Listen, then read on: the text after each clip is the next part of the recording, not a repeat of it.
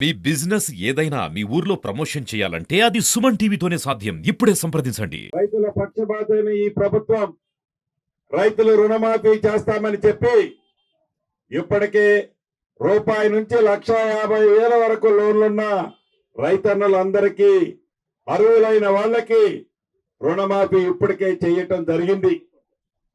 రాబోయే కొద్ది రోజుల్లో గౌరవ ముఖ్యమంత్రి గారి చేతుల మీదుగా మరొక్కసారి ఈ 1,50,000 నుంచి 2 లక్షల వరకు మధ్యలో ఉన్న రైతన్నలందరికీ కూడా తప్పకుండా ఈ ఆగస్టు నెల లోపే అర్హులైన ప్రతి ఒక్కరికి రూపాయి నుంచి మొదలెట్టి 2 లక్షల వరకు బ్యాంకుల్లో రుణమున్న అర్హులైన ప్రతి రైతన్నకి ఈ ప్రభుత్వం 6 గ్యారంటీల్లో భాగంగా రైతన్నలకి రుణం చేయడానికి, రుణమాఫీని విముక్తులు చేయడానికి సిద్ధంగా ఉంది. రాష్ట్ర ప్రభుత్వానికి నిజంగా చెప్పాలి అంటే ఈనాడు ఈ 31,000 కోట్ల రూపాయలు రైతన్నలకి నిజంగా ఇచ్చే పరిస్థితిలో లేదు.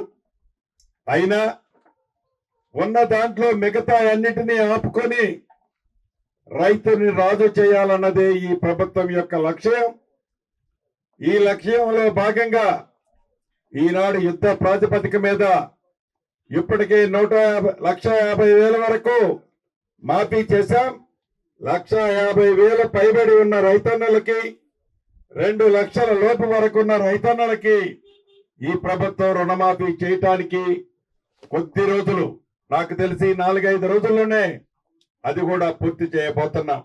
ఆ పైన డబ్బులు రైతన్నలు ఈ రోజులు కట్టలేకపోయినా వాళ్ళు వెసులుబాటు చూసుకొని ఎప్పుడు కడితే అప్పుడు వారు కట్టిన తర్వాత ఆ బ్యాంకులో ఉన్న బ్యాలెన్స్ ఏదైతే ఉందో 2 లక్షల రూపాయలు అది ప్రభుత్వం అన్న మాట ప్రకారం ఇవ్వటానికి సిద్ధంగా ఉంది.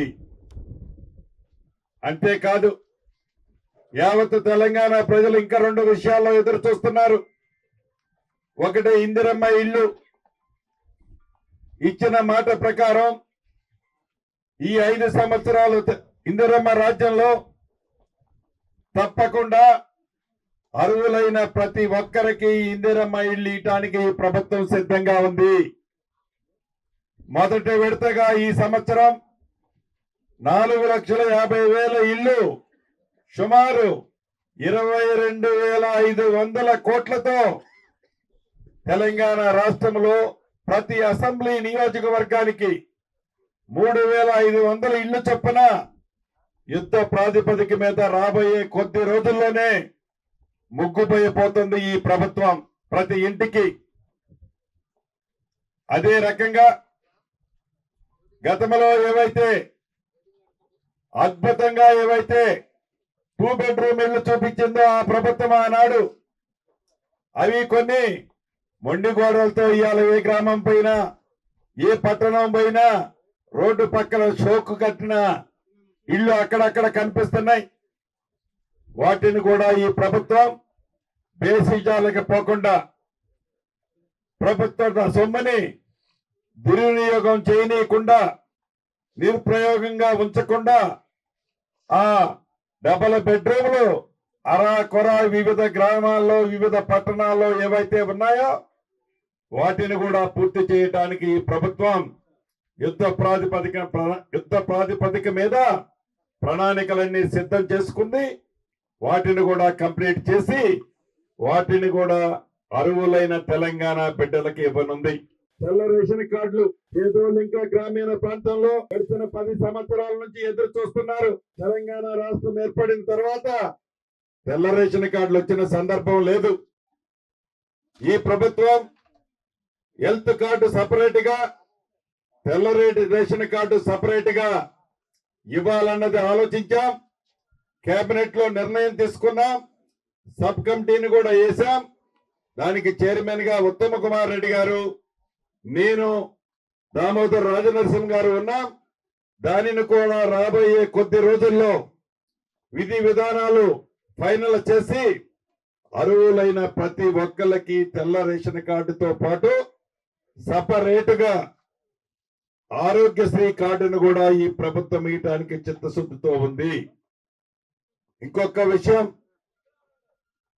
మీ పిల్లలు మీరు ఏదైతే గడిచిన 4.5 సంవత్సరాల నుంచి ధరణితో ఇబ్బంది పడుతున్నారో, ధరణి అనే ఒక భూతంతో గ్రామీణ ప్రాంతంలో ఉన్న మా రైతన్నలు ఇబ్బంది పడుతున్నారో, దానికి కూడా ఈ ప్రభుత్వం మోక్షం ఇవ్వనుంది. తెలంగాణ రాష్ట్రంలో దేశంలో ఎక్కడా లేని విధంగా ఒక అద్భుతమైన రెవెన్యూ చట్టాన్ని తీసుకురానుంది. ఈ రెవెన్యూ చట్టాన్ని ఏ నలుగురుమో 4 గదుల్లో ఒక గదిలో 4 గోడల మధ్య కూర్చొని చట్టాన్ని చేయటం లేదు. ఏ చట్టాన్ని అయితే రేపు ఆచరించాలి, ఫైనల్ చేయాలి అనుకున్నామో, ఏ కమిటీ అయితే ఒక చట్టాన్ని తయారు చేసి ఇచ్చిందో ఆ చట్టాన్ని ప్రజల ముందుకి ఇప్పటికే 2వ తారీఖు నుంచి ప్రజల ముందు పెట్టాం. 23వ తారీఖు దాకా మీ వద్దనే ఉంటుంది ఆ చట్టం. ఆ తయారు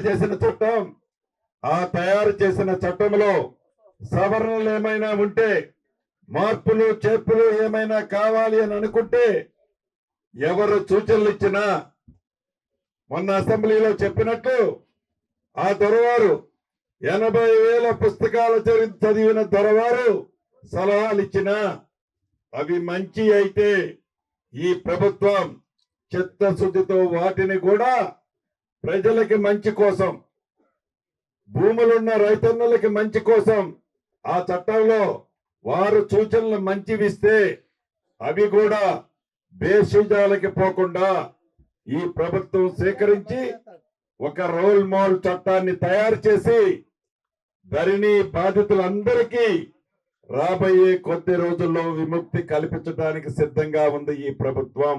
ఒకటే చెప్తున్నా, ఈ 7 నెలలలో నిత్యము మీతోనే ఉంది గౌరవ ముఖ్యమంత్రి రేవంత్ రెడ్డి గారు కానీ, ఈ కేబినెట్ కానీ, మన ఎమ్మెల్యేలు కానీ, భవిష్యత్తులో కూడా ఇంతకంటే మరింత కష్టపడి మీరు కన్న కలలు నెరవేర్చే దాంట్లో, ఇందిరమ్మ రాజ్యంలో ఏవైతే మీరు ఊహించుకున్న కలలున్నాయో ప్రతి ఒక్క కలని గౌరవ ముఖ్యమంత్రి రేవంత్ రెడ్డి గారి నాయకత్వంలోని ఈ ప్రభుత్వం ఇచ్చిన ప్రతి మాటని నెరవేరుస్తుంది అని మరొక్కసారి తెలుపుకుంటూ, ప్రభుత్వ సొమ్ము ఎక్కడా వృధా కానీయకుండా, ప్రభుత్వ భూమి ఎక్కడా గజమ కూడా పోనీయకుండా కాపలా కుక్కలా ఈ ప్రభుత్వ పక్షాన మేముంటాం, కాపాడుతాం.